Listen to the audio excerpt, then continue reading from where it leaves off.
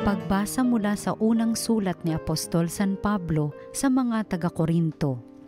Mga kapatid, hindi ngayo't nangangaral ako ng mabuting balita ay maaari na akong magmalaki. Iyan ang tungkuling iniatang sa akin. Sa Aba ko, kung hindi ko ipangaral ang mabuting balita.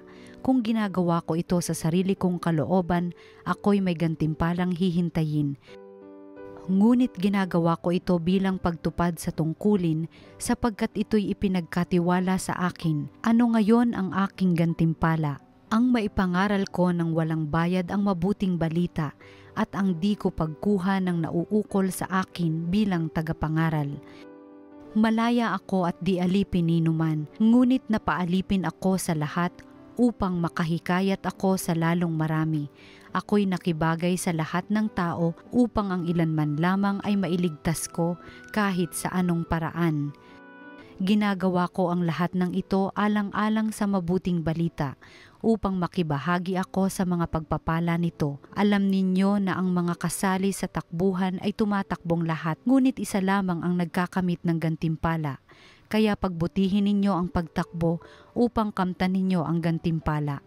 Lahat ng manlalarong nagsasanay ay nagpipigil sa sarili sa lahat ng bagay upang magkamit ng isang putong na panandalian lamang, ngunit ang putong na hinahangad natin ay panghabang panahon. Kaya ako'y tumatakbo patungo sa isang tiyak na hangganan at hindi ako sumusuntok sa hangin. Pinahihirapan ko ang aking katawan at sinusupil ang sarili. Baka pagkatapos kong mangaral sa iba ay ako naman ang itakwil. Ang salita ng Diyos.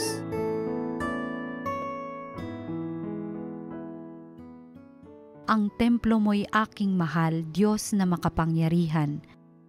Nasasabik ang lingkod mong sa patio mo ay pumasok, ang buo kong pagkatao'y umaawit na may lugod. Sa masayang pag-awit ko pinupuri buhay na Diyos. Ang templo mo'y aking mahal, Diyos na makapangyarihan. Panginoon, sa templo mo mga maya'y nagpupugad, maging ibong layang-laya sa templo mo'y nagagalak, may inakay na kalinga sa tabi ng iyong altar, o poon, hari namin at Diyos na walang kupas. Ang templo mo'y aking mahal, Diyos na makapangyarihan. Mapalad ang masasabi, silang dooy tumatahan, at palaging umaawit, nagpupuring walang hanggan. Ang sa iyo umaasay masasabing mapalad din, silang mga naghahangad na sa siyo'y makarating. Ang templo mo'y aking mahal, Diyos na makapangyarihan. Ikaw ang haring dakila, ang tunay naming sanggalang. Kami pinagpapala mo sa pag-ibig mo at dangal. Hindi siya nagkakait ng mabuting mga bagay. Sa sino mang ang gawain ay matuwid at marangal. Ang templo mo'y aking mahal, Diyos na makapangyarihan. Ang mabuting balita ng Panginoon ayon kay San Lucas.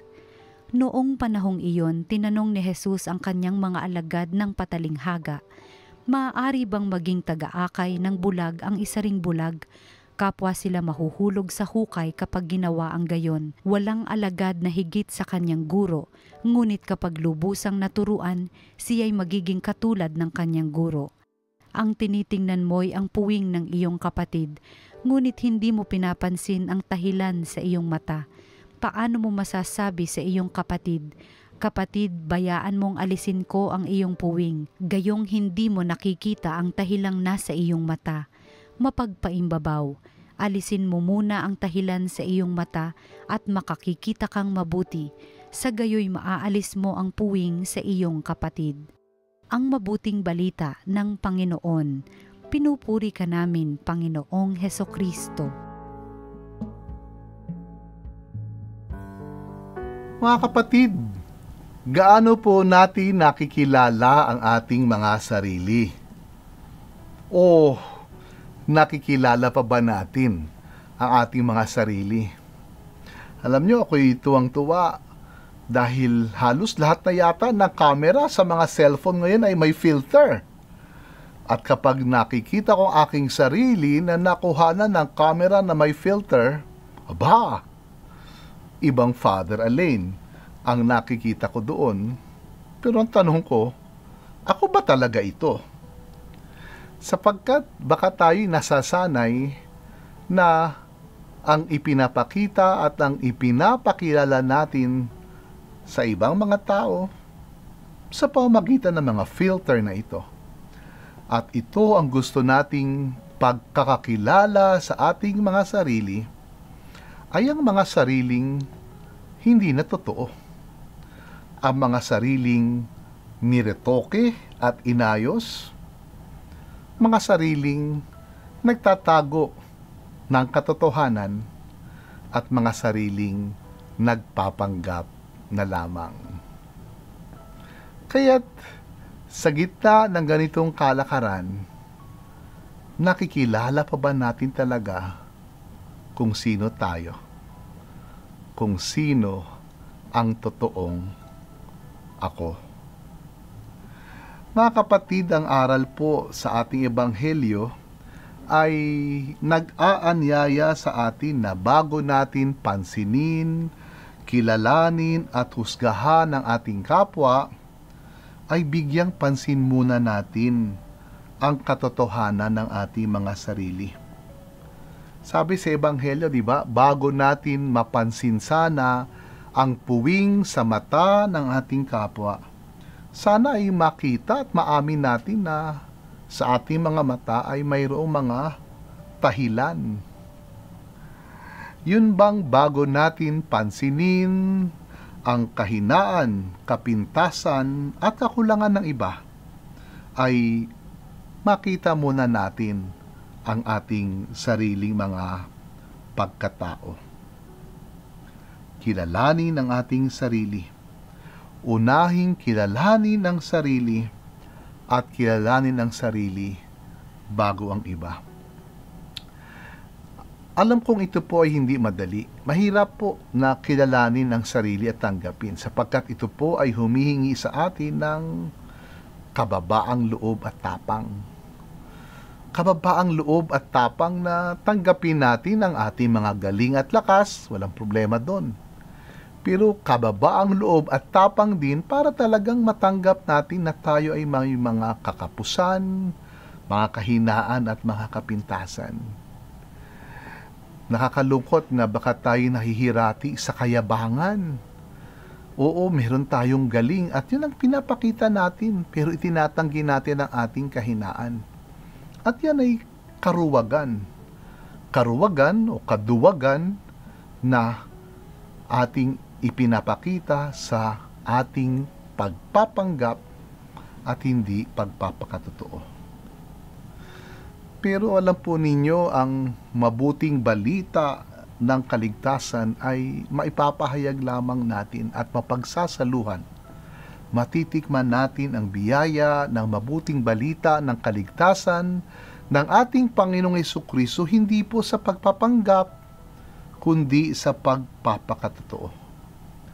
Sa ating unang pagbasa, sa sulat po ni San Pablo sa mga taga-Korinto, si San Pablo ay umaamin, hindi dahil sa kanyang galing o talino o ano pa mang katangian kaya siya ay piniling mangangaral ng Panginoong Hesukristo.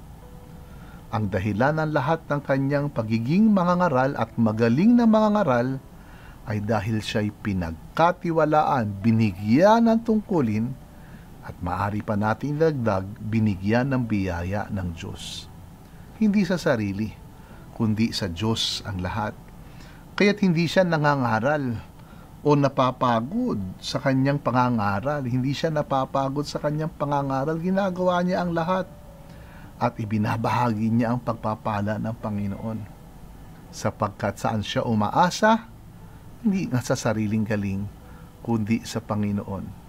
At ito ang pakikibahagi niya sa biyaya at pagpapala ng Diyos. Ihatid po natin ang mabuting balita sa isa't isa sa pagiging mabuting balita natin sa ating mga sarili. At ito ay magaganap sa tapat nating pagkilala sa katotohanan ng ating pagkatao. Magpakatotoo sana tayo at talikuran ang lahat ng mga pagpapanggap. Hindi naman po tayo inaasahan ng Diyos at palagay ko kahit ng ating mga kapwa na maging perpekto, walang kahinaan at walang kapintasan.